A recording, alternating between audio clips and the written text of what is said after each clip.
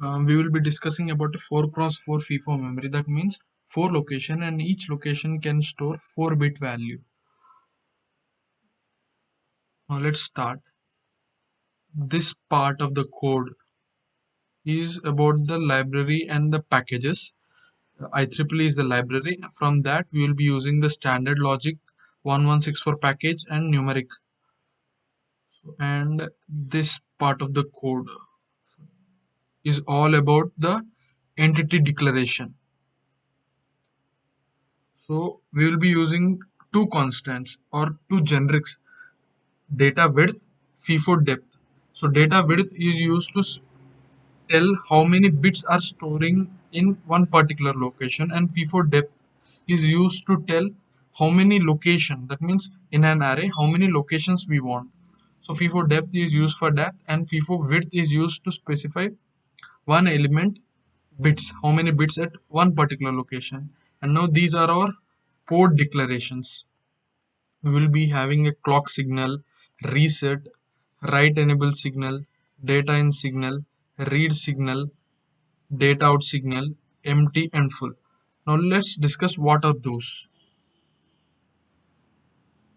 Now this is our entity. This is how our entity looks like. Data in is the port where our data will be available, and the size of it is decided by the FIFO. Right?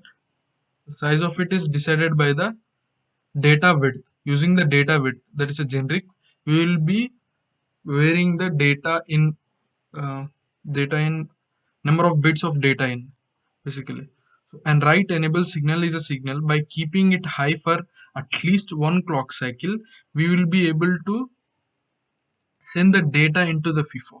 And clock, as you all know, is a clock is required for actions to happen. It goes from 0 to 1 and 1 to 0. And reset signal is required to reset the FIFO. That means FIFO should become empty by enabling the reset. That means whenever the reset is 1, the FIFO becomes empty. Now data out signal, now basically data out is a vector where our data will be available from the FIFO whenever we want the data to come out. How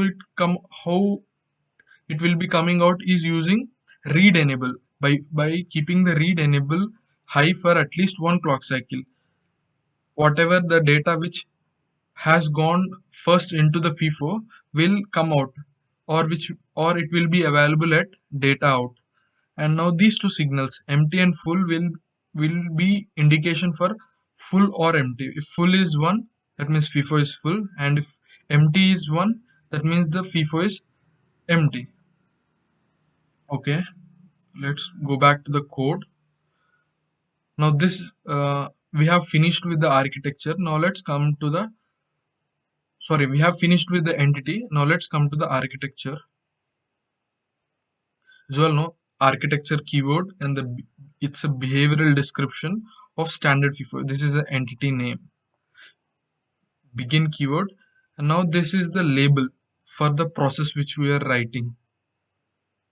Process clock, that means this process is sensitive to the clock. Whenever clock changes, that means whenever it changes from 0 to 1 or 1 to 0, the whatever is inside the process statement will be executed.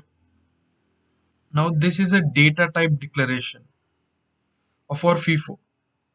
That means our FIFO has a particular data type. So that data type declaration, type is a keyword, and this is the name of the data type. Is array. Is array is also keyword. 0 to FIFO depth minus 1. Here FIFO depth is 4. That means 0 to 3, 4 minus 1. So that means we need total 4 locations from 0 to 3, and each location should contain a standard logic vector of data width minus 1, which is 3. This is 3. 3 down to 0. That means total 4 bits. That means we have 4 locations, total 4 locations, and each location contains a 4-bit value. Now this is just a data type declaration, and for in order to create actual memory we will be using the variable class. This is the object name, or this is the variable name, and the data type, which is the data type which we have created, FIFO memory. This is the data type. Okay? And also, now this is the data type declaration. This is the declaration part of the process. Between the begin and process we can do all this, and we need total 3 variables: head, tail, and loop. Now head, as the name says, is used to head is used to insert the value into the, or basically head is used to write the data into the FIFO, and tail is used to remove the data from the FIFO, or which is used to read from the FIFO. To be clear, head for write and tail for read. Now the looped variable is a boolean variable. That means it can be true or false, which is 0 or 1, full and empty. Here full and empty indicate whether the FIFO is full or not. That means those are only visible to the outside world. These two signals are available to the outside world, but inside the FIFO we would be requiring something to indicate whether the FIFO is full or not. So for that we will be using the looped variable. So whenever the looped variable is true, that means FIFO is full, and whenever the looped variable is true, whenever the looped is true, it's full, and whenever the looped is false, that means FIFO is empty. Okay, wait a minute, I will say it again. Whenever the looped is true, FIFO is full, and whenever the loop is false, the FIFO is empty. Okay. Now this is all about the declaration part. Now let's come to this is the begin statement. Now here the actual architecture begins. These are the all the declarations or data type declarations and all the variables which we will be using. So whenever there is a rising edge, of clock, that means like this is the clock. So whenever there is a rising edge, so this part, whenever there is a rising edge, if this becomes true, then the inside if part is checked, and if the reset signal is high, that means, so this reset signal is 1, then the FIFO is reset. That means FIFO is reset, head equal to 0, tail equal to 0. That means both head and tail are set to 0, and we have discussed that looped equal to true is FIFO full, looped is equal to false is FIFO empty, and also we set looped to false, and also we set the signals full and empty to their corresponding values, full to 0 and empty to 1. Now let's see here, where here, now this is the inside part, the architecture part. So whenever we reset we will point the head to the 0th location and tail also to the 0th location. Okay. Now if the reset signal was not high, that means reset signal is 0, in that case this else block will be executed. There is lot inside this else block. Now let's come to this block. Now I have written the read first and write after. Now we can change it. Actually, write should be first. Now this whole part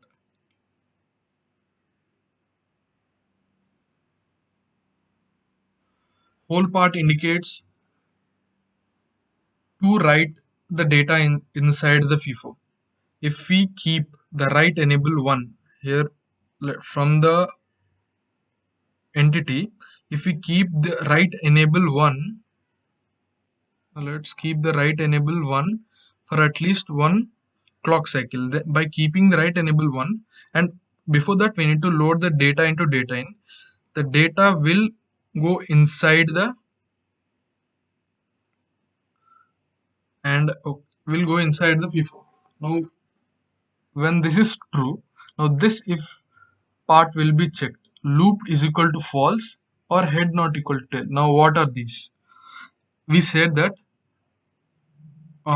okay, think like this. To write inside the FIFO should should be empty or half empty, right? It cannot be full. What is full? Which indicates full? Looped equal to true indicates full, so it should not be full. So looped should be false. Okay, looped is equal to false. That's why we write looped is equal to false, which indicates the empty condition, or head not equal to tail. Now this condition will occur. Now let's go to the this. Say we have inserted a data, then using the head only we will be inserting the data, so we will increment it. Now like this is the condition. Now head not equal to tail, this indicates that there are some spaces inside the FIFO, so that's why head not equal to tail is also checked. So head not equal to tail, or it should be empty. If this is true, then only we can uh, write. So here see, using the head here memory is our FIFO date, and the head is a pointer. Memory of head, say memory of pointer is equal to data in. That means now let's say we have no initially the FIFO was empty because it was reset, and when it is reset head and tail are set to 0. So memory of tail, that means memory of head, that means memory of 0 will be assigned the data in. Say 0010 was loaded, it was available at the data in. So memory of 0 equal to the data in. So using the head pointer, we will be able to write the data inside the FIFO. Now after that, now just leave this part. Just leave this part. I will explain this. You will increment the head. You will increment the head. After writing the data, we will be incrementing the head. Right? Okay. Now by keeping the right enable 1, we can insert this data. Now and also by keeping the right enable high, we can insert all these data. Wait a minute, I will resize it to small. And very sorry. After after writing this data, we need to increment. I forgot to increment the head, so we need to increment. And after writing this data, we need to increment the head. After writing this data, now what? Head cannot become 4 because the maximum value of head is 3. How? Now I will show here. Look, head is a natural type data type. Head is the variable and it belongs to natural, and the range is 0 to FIFO depth. FIFO depth is 4. 4 minus 1. It can be only between 0 to 3. Similarly, the tail can be between 0 and 3. So the obvious thing is, now let's come to this part. I have said I will explain it later. So if head equal to 3, then we need to set the head to 0, right? Because we cannot increment the head anymore. We need to come back to the 0. And loop is equal to true. Now why? Now here look, from the architecture see, the FIFO is full. When the FIFO is full, we will set the head to 0, and also we will make the looped variable equal to true. Why? Because looped variable indicates whether the FIFO is true or false inside our architecture. So we will keep the looped variable to be true. Okay, now this is all about the write. Now let's remove all this, come back. Okay, now let's see the read section. Right, now this all this will happen if we don't reset it. Right, the write are under the else part of the reset. Right, so we have seen about the write. Now let's see the read. It is very similar to the write, very similar. Now this section of the code is about the reading. If you keep the read enable 1, now let's see from the picture, by keeping the read enable 1 high for at least one clock cycle, we will be able to read the data from the FIFO onto the data out, right, onto the data out. Okay, if looped equal to true, so if this is true, it comes inside and it checks for these two conditions, or head not equal to tail. Now earlier it was false. Why? Earlier it was false and head not equal to tail, and I explained why. Now to read, FIFO should not be empty, right? If it is empty, you cannot read. So it should be either full or half full, right? It should be full or it should not be empty. It should contain some elements. So what is the full condition?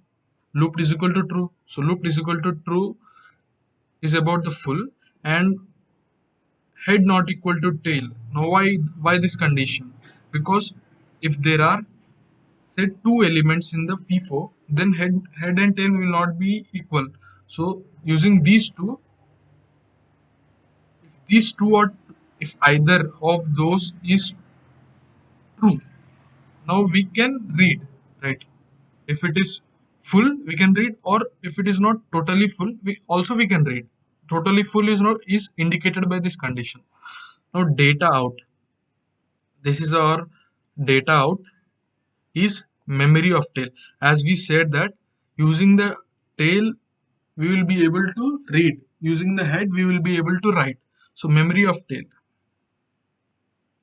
Now data out will get the memory of tail. That means okay. Now let's say our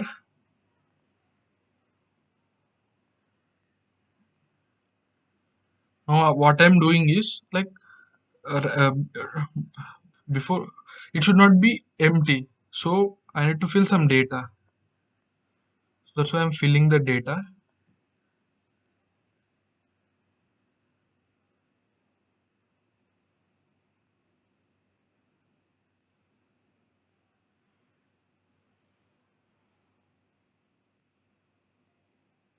So after keeping, we need to increment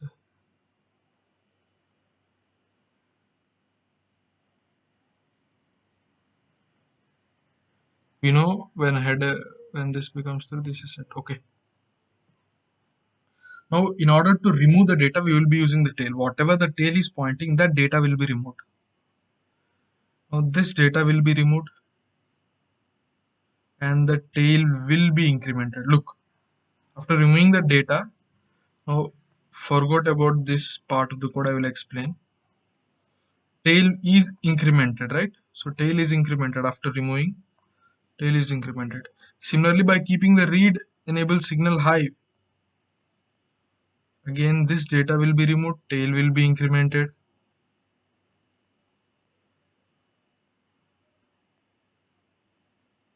Removed. Tail is incremented.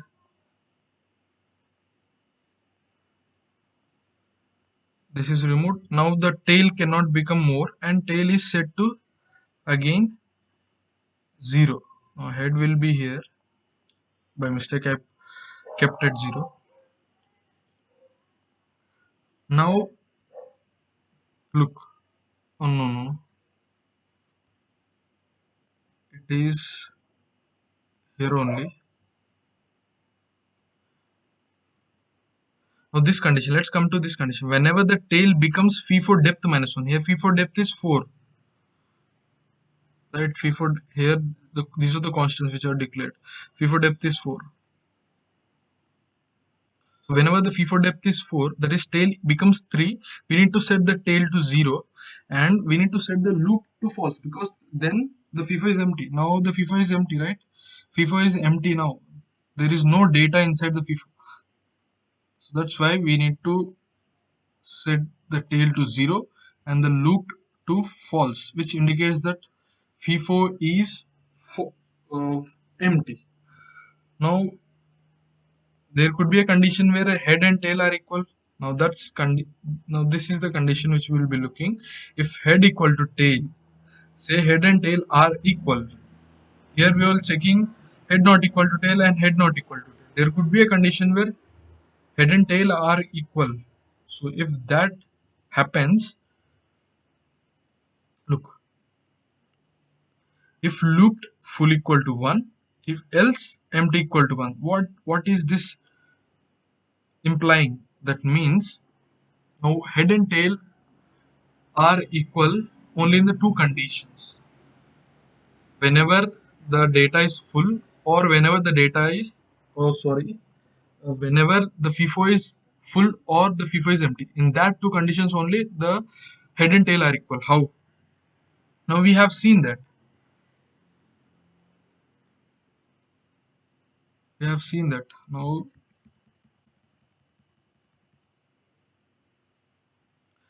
here the head and tail are like this. Now let's say we are removing the data. Tail will be incremented. Remove the data. Tail will be incremented. Remove the data. Tail will be incremented. Remove the data. Now tail is set to 0. Now look, head and tail are equal now. So and also now let's come back.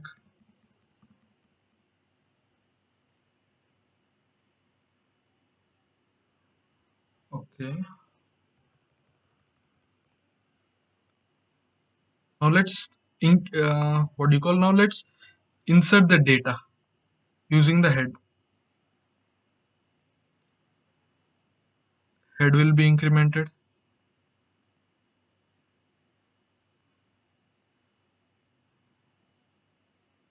Head will be incremented.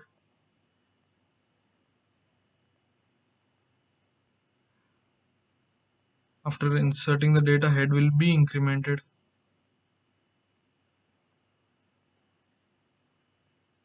Head will, now head cannot go more than 3, so it is set. Now also head and tail are equal. In the previous case head and tail are equal but the FIFO is empty. In this case head and tail are also equal but the FIFO is full. So that means this looped variable becomes very crucial. This looped variable. So whenever the looped whenever the looped variable is true, that means the FIFO is full. The full signal should be set to 1, right? And when else it is empty, right? Only two cases they are equal. Else the empty signal should set to high. And if, now this condition, this else is to this if head and tail are not equal. Like here we are checking about only whether our FIFO is full or not. If FIFO is not full, if it is not empty, then these two signals should not be high because it is intermediate stage. That means say we, now this part of the code is using the looped, which is inside the architecture. We are setting either the FIFO is full or not when head and tail are not equal. Here in this case head and tail are not equal, but this is a condition where the FIFO is not either full and also it is not empty. So those two signals, full and empty, should be low. Should they should be low. Here, see, they both are low. Now, this is all about the FIFA working. This is the code. In the description, I will be making. mm, this is in the GitHub. I will include this code in the description. You can go and look. And now that's it. Thank you for watching this video.